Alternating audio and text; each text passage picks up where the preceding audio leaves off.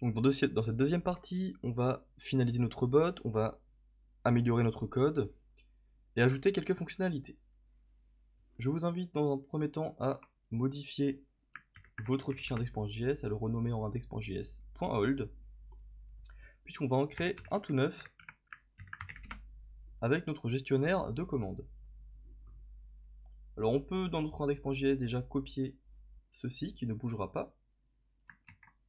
Const discord jusqu'à client.onSlowReady.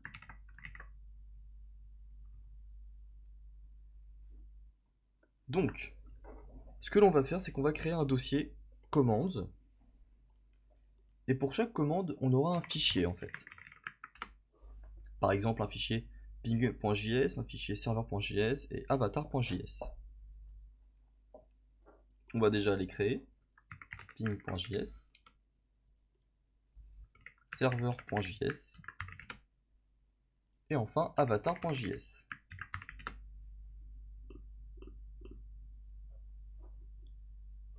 On récupère aussi le client.login de token. Hop. Donc, ce que l'on veut faire, c'est charger nos fichiers. Alors pour cela, on a une librairie donc que l'on peut installer avec npm qui s'appelle fs, qui va nous permettre d'utiliser le système de fichiers afin de lire nos fichiers. Donc avant Discord, on va mettre une constante fs égale require fs. Alors avant ou après Discord, ça ne changera absolument rien. Mais on fait comme ceci. Et donc, dans client, on va rajouter une propriété. Client.commands égale new discord.collection.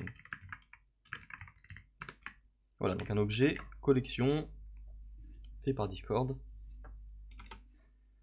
À la suite, on va du coup là ici chercher nos fichiers de commande. Donc const command files est égal à fs.readDir qui permet de lire un directory, un dossier. En paramètre, il prend le dossier en question, donc le dossier commands.filter avec du coup une fonction fléchée. On va indiquer une variable file et donc on veut tous les fichiers qui se terminent par .js sans exception. On a du coup un tableau de string. On va faire un for const de file contenu dans command files, donc for const of command files.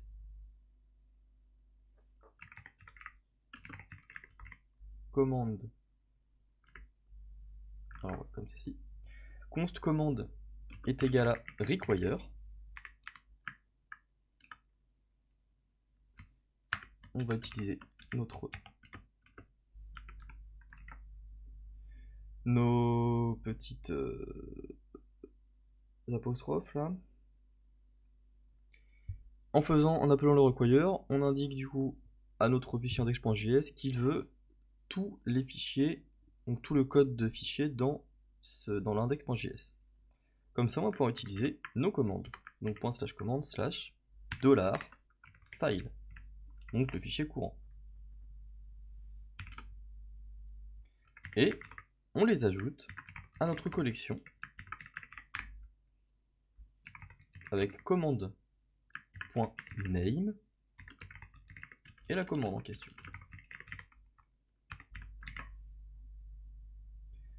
Commande.name qu'on n'a pas encore défini et que l'on va définir tout de suite dans notre commande ping.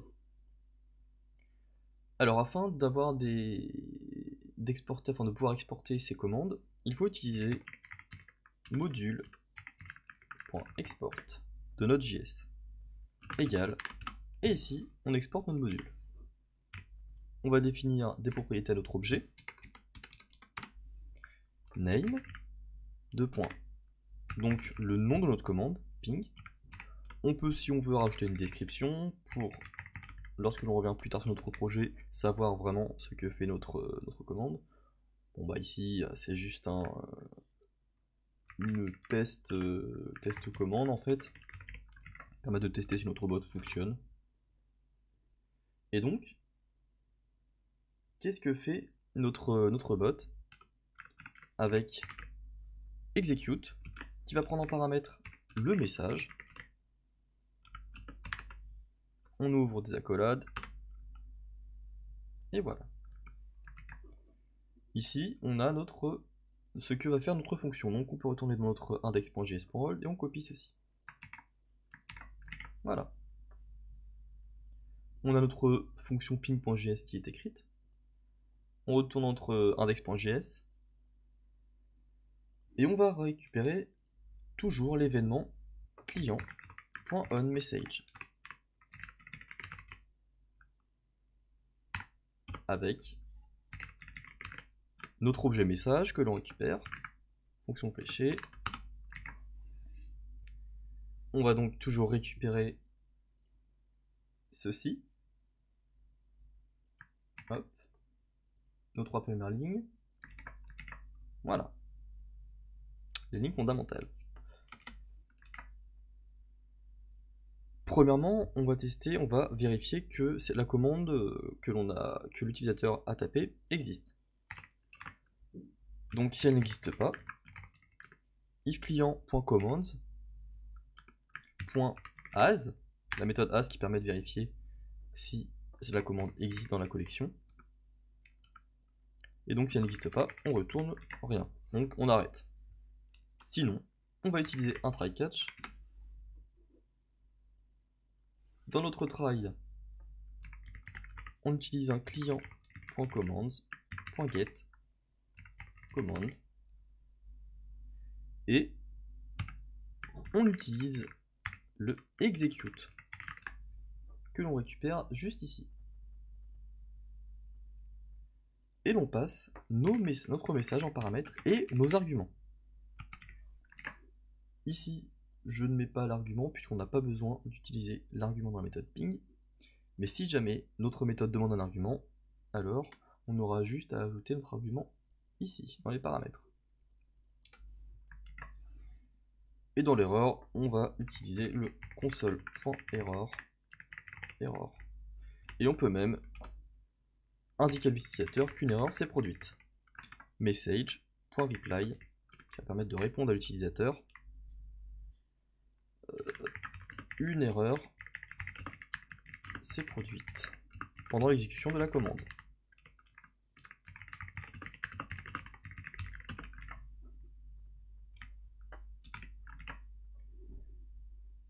Ce qui est intéressant avec cette architecture, c'est que là, on ne va plus toucher du tout à notre fichier index.js pour ce qui est de la gestion des messages. On va pouvoir lancer un terminal et exécuter node index.js. Ready. On peut tester notre commande ping. On nous répond bien pong. Cela fonctionne. Alors, ce que l'on va faire, c'est qu'on va copier les méthodes serveur et avatar.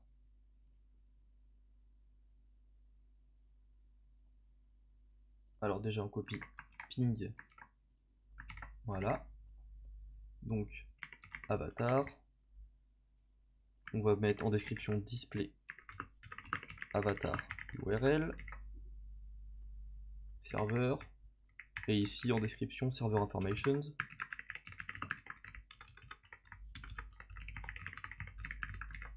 Voilà. Rajoute un point. Donc, la méthode serveur, dans l'execute, on met ceci. Et la méthode avatar, on met ceci.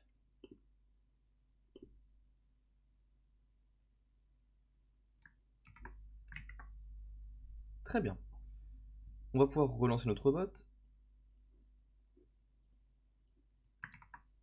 Node index.js.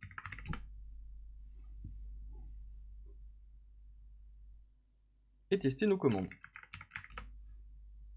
très bien. Et c'est bon. Notre avatar fonctionne, notre commande serveur fonctionne. Hop. Alors ce que l'on va pouvoir créer, c'est une nouvelle commande que l'on va appeler prune. Alors, prune, qui est une commande permettant de supprimer des messages.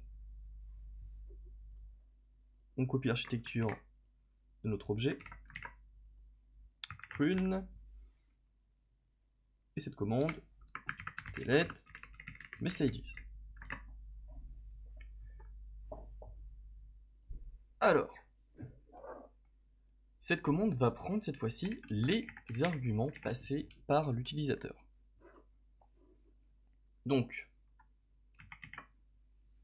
const amount, qui va être le nombre de messages que l'utilisateur va supprimer. Avec la commande parseInt, on vérifie que notre argument, donc argument de 0, qui est le premier argument passé, soit bien un entier. Et donc si ce n'est pas un entier avec is not a number amount,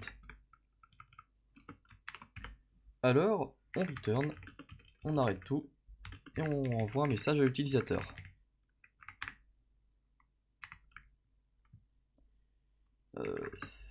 Alors on met comme ça, avec les doubles guillemets pour ne pas s'emmerder avec les anti-slash.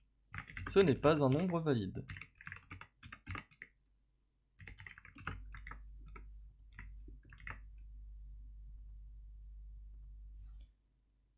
Sinon, nous, on veut pouvoir supprimer des messages, au moins un message et pas plus de 100. Donc si c'est inférieur ou égal à 1, c'est pas bon. Ou alors si amount est supérieur à 100, donc amount ici, cela ne sera pas bon non plus. Donc on fait pareil, on va retourne un message.reply. Tu dois saisir un nombre compris entre 1 et 99. On peut directement tester. Hop. Une. Ce n'est pas un nombre valide puisqu'on n'a rien donné. 150. 0. Et enfin, pardon, 4. Voilà. Vous voyez, on a nos petits replies qui fonctionnent très bien. Nos conditions de test fonctionnent. Ensuite, ce qu'il faut faire, c'est le cas où ça a tout à fait fonctionné. Et donc, on récupère, comme on a vu dans le premier épisode, le channel et on utilise la méthode bulk_delete que l'on peut trouver dans la documentation. Alors, text channel, bulk_delete, voilà. Delete given message that are never than 2 weeks.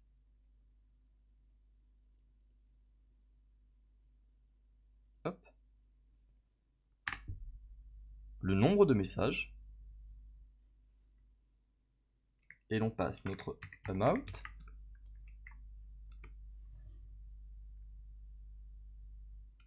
Ce que l'on peut faire, c'est utiliser un point ven. Une fois que notre méthode a bien fonctionné, on peut faire un console.log. Là, on va l'afficher comme ceci. Avec ceci. On va marquer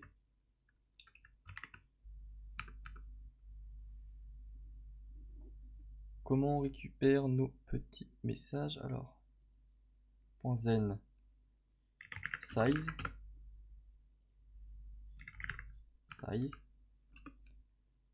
message supprimé, puisque la méthode zen nous renvoie normalement le nombre de messages qui ont été supprimés. On va pouvoir tester.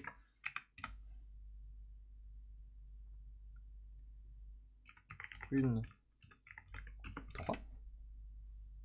Ok, d'accord, vous avez vu qu'il y a des messages qui ont disparu. Object map, non. Donc c'est pas tout à fait ceci. On peut retrouver ça sur la documentation. Oui, tout à fait. En fait, on récupère messages. Messages. .size. On relance.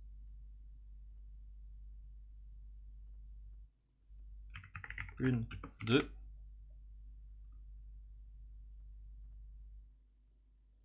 Hop. C'est ici, oui. 2 messages supprimés. Par contre, il y a quelque chose que vous voyez sûrement, c'est que là j'ai voulu supprimer 2 messages, mais en fait il m'en a supprimé qu'un, car il supprime le premier message, donc si je marque prune 1, prune 2, il va supprimer celui-ci et celui-là, ce qui fait 2. Donc nous en fait on va en supprimer un de plus, puisque celui-là on ne veut pas qu'il apparaisse, tout simplement. Donc amount égale parseInt plus 1. Et ici finalement, on veut faire un -1, car on ne compte pas la commande que l'on vient de passer en fait. Désormais, si l'on fait un prune 3, mince, on devrait supprimer 1, 2 et 3 messages. Voilà, on revient bien ici. Pour clean un salon, si on fait prune 99, hop, il n'y a plus aucun message et dans notre console on nous renvoie 32 messages ont été supprimés. Voilà, il supprime le total de messages. On va maintenant s'attaquer à une fonctionnalité très intéressante, la possibilité de jouer du son. Donc on va fermer tout ça et on va créer une commande qui va s'appeler play.js. Donc cette méthode nous permet de lire un fichier audio pour le moment qui se trouve dans un dossier. Donc déjà je supprime ceci, ok, index.js.hold, on n'en aura plus besoin. On va copier depuis la méthode ping, voilà, notre structure. Play, on va faire play requested sound, voilà. Alors, ce que l'on veut, c'est pouvoir jouer du son. Alors, on a un exemple sur la documentation de Discord qui va nous être très utile. Topics Voice. Alors, premièrement, il nous dit, pour commencer, assurez-vous d'avoir ceci d'installé. Alors, c'est parti. On va installer FFmpeg statique, qui va nous permettre de gérer de l'audio. On va dire Studio Code. npm install, donc CTRL V. J'installe cette librairie. Il nous faudra ensuite une deuxième librairie, on a vu ça. Même 3. Pour de meilleures performances, on va pas cracher dessus. On va mettre ça comme ça. Alors, téléchargement, d'accord.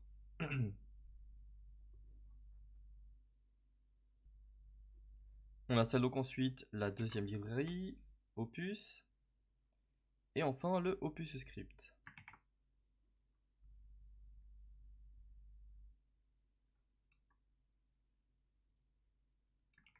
Hop. Ne vous inquiétez pas s'il y a des warnings ou quoi, c'est tout à fait normal. Voilà. On a nos 3 librairies installées. On a des exemples de code ensuite. Joining a voice channel, streaming to voice channel. Alors. D'accord. Je donne asynchrone ici. Voice only works in guild. Déjà, la première chose que l'on peut faire, c'est que si jamais le message ne provient pas d'un serveur, c'est que on arrête tout, on ne continue pas. Donc, si ce n'est pas un message de guild, on return. Ensuite, ce que l'on veut faire aussi, c'est voilà. Le bot va rejoindre le salon uniquement lorsque au moins une personne est dans un salon vocal. Donc on peut copier ceci.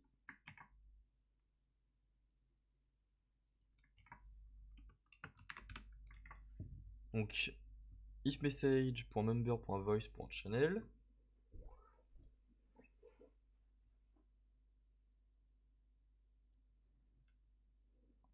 On va définir une connexion ici. Alors on peut copier le tout. Finalement, hop, voilà. Alors moi je vais mettre le else à la ligne. Notre connexion du coup sera égale à notre channel que l'on aura rejoint.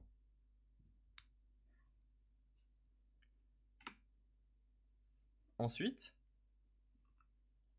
grâce à cette connexion,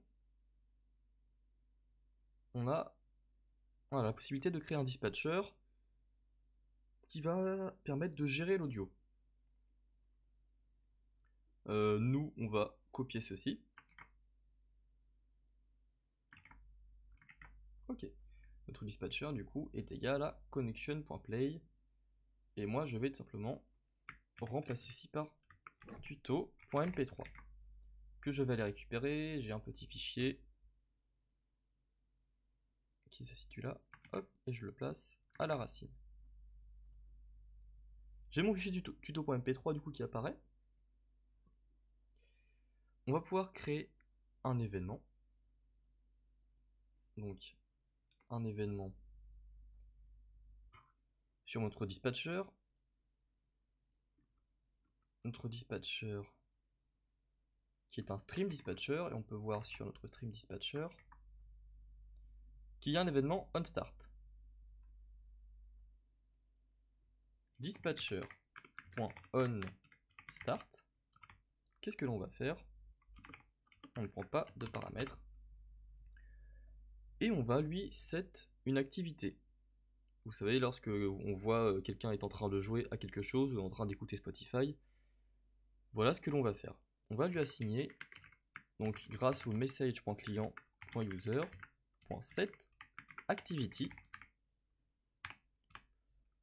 La première activité, ça va être donc à quoi il joue, qu'est-ce qu'il écoute, c'est YouTube, puisqu'on va faire en sorte que ce soit pour YouTube juste après. Et le type, ce sera du listening, qui est juste ici. Voilà. On est OK. Comme ceci pour plus de lisibilité. On va pouvoir lancer notre bot.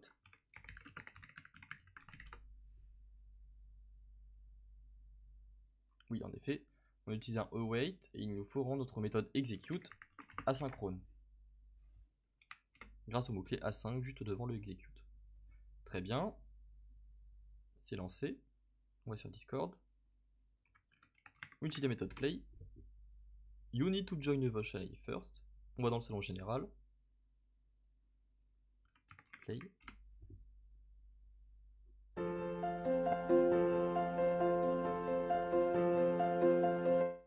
Voilà, donc l'extrait de 4 secondes c'est joué, il n'y a pas de souci. Par contre, notre bot reste toujours dans le salon et vous voyez, c'est bien marqué écoute YouTube. On va pouvoir créer un deuxième événement, .on, et on va regarder sur la documentation. On a un on. On devrait avoir un on finish, mais qui n'est pas d'ailleurs dans l'événement. D'accord, dans les événements. Donc un on finish.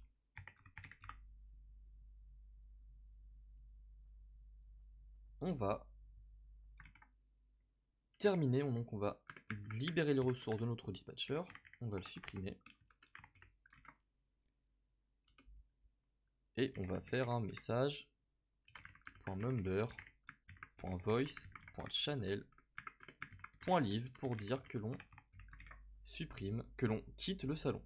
Comme ici, au lieu d'utiliser la méthode join, on utilise la méthode leave. Il va nous falloir du coup une librairie supplémentaire pour pouvoir écouter des vidéos sur YouTube. Alors, voice. YouTube, on a un exemple ici, et vous voyez, on a besoin de YTDL Core. Donc on peut rechercher sur npm YTDL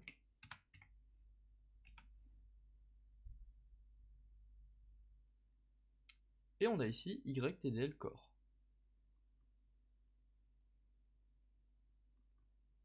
D'accord, alors comment on peut l'installer? C'est avec ce mot-clé, donc ou ici, voilà. On a donc copié. On va du coup faire un npm install YTDL Core.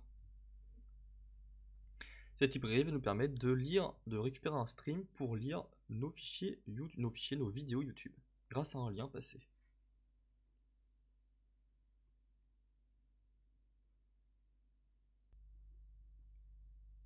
Alors, uniquement lorsque l'on va pouvoir accéder ici, on va créer une constante YTDL qui est égale du coup à require de YTDL Core. Dans notre connexion.play, on va faire un YTDL de notre lien, vous voyez. Alors, ce lien est un lien d'une de mes vidéos, donc on va écouter un petit tuto en plus. Ouais, d'accord. Ce que l'on va pouvoir faire même, c'est surtout passer des arguments. Alors, on va voir ça juste après. Déjà, on teste comme ceci. Node index.js.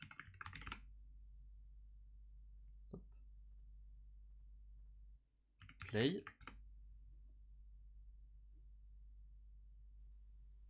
On est donc parti, je vais vous montrer comment. Vous voyez, la vidéo est en train de se lire. En C# en utilisant Visual Studio Code. On le déconnecte. Donc ça marche très bien. Au lieu d'utiliser du coup un lien prédéfini, on va utiliser l'argument de 0, donc le premier argument. On va pouvoir lancer. Sur Discord, play avec ma vidéo. On est donc parti, je vais vous montrer. Voilà, le temps que le stream se charge, on a une petite latence, mais c'est normal. Alors, qu'est-ce qui se passe lorsque l'on va vouloir jouer n'importe quoi? Il ne va rien se passer.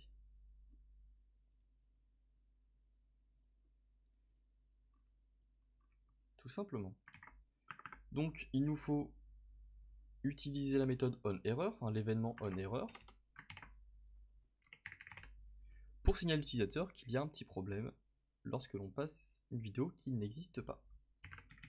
Message.reply. On peut très bien marquer « Je n'ai pas réussi à lire cette vidéo ». Et en plus, on va lui faire quitter le salon.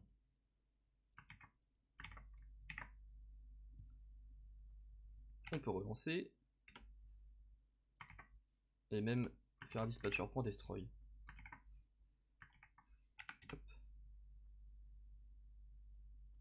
Play. On peut passer une vidéo. Oups. Hop. Qui est complètement bidon. Voilà.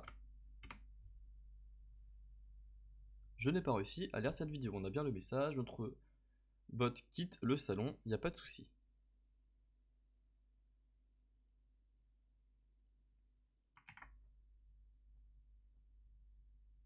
Donc voilà, j'espère que vous avez compris comment un bot Discord fonctionne. Donc, avec la documentation que fournit Discord, vous pouvez vraiment créer de nombreux types de bots. Avec un peu d'imagination, il y a vraiment de quoi faire. Vous pourrez retrouver le code source de ce tuto du coup sur GitHub dans la description. Si vous avez des questions, n'hésitez pas à poster un commentaire ou à m'envoyer un mail, je répondrai avec plaisir.